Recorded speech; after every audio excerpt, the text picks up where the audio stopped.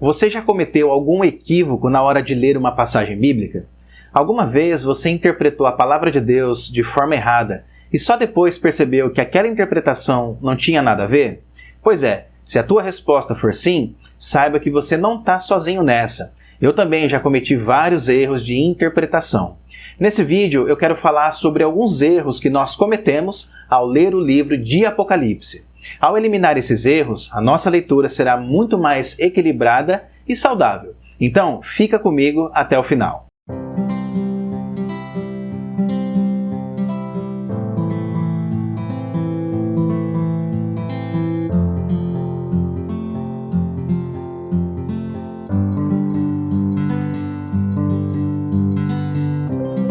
Todos nós, ao lermos um livro bíblico, podemos cometer alguns equívocos. Esses equívocos se tornam ainda maiores quando lemos a literatura profética, especialmente o livro de Apocalipse.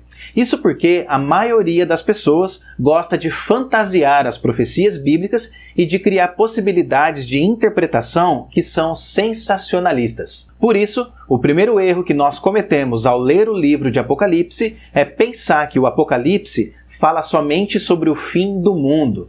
É verdade, pessoal, que uma pequena porção de Apocalipse profetiza sobre o fim da presente era.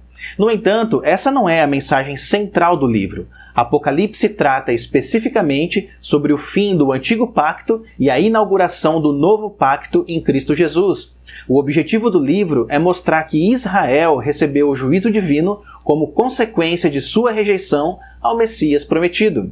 Por isso, uma nova aliança foi inaugurada e agora os gentios também farão parte do povo escolhido de Deus. O segundo erro é ler o Apocalipse de maneira plenamente futurista. Quando João escreveu o Apocalipse, as profecias ainda não tinham se cumprido. Caso contrário, o livro não seria profético.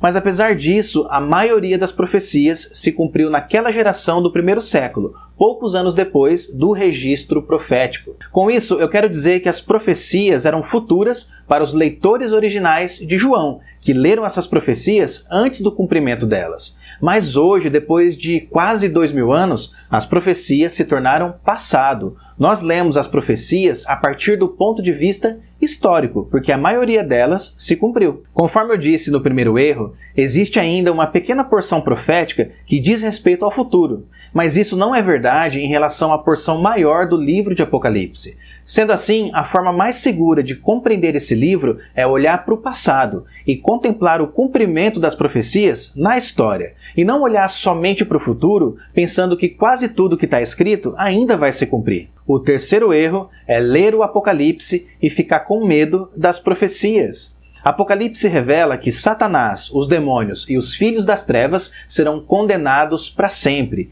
Esse é o destino final deles. Mas do lado oposto disso estão os filhos de Deus, aqueles que foram selados pelo Senhor, aqueles cujos nomes foram escritos no livro da vida antes da fundação do mundo. Os crentes verdadeiros não precisam ficar com medo das profecias de Apocalipse. É verdade que as imagens e figuras do livro são de fato assustadoras e terríveis, mas essa é uma característica própria da linguagem apocalíptica e profética. O livro de Apocalipse procura colocar imagens dramáticas em nossos olhos, com o objetivo de ensinar e impactar o nosso entendimento. Por isso, embora a mensagem de Apocalipse não seja nada positiva pros ímpios, ela é, por outro lado, a mensagem de vitória do povo de Deus. E o quarto erro é usar o jornal para interpretar o Apocalipse.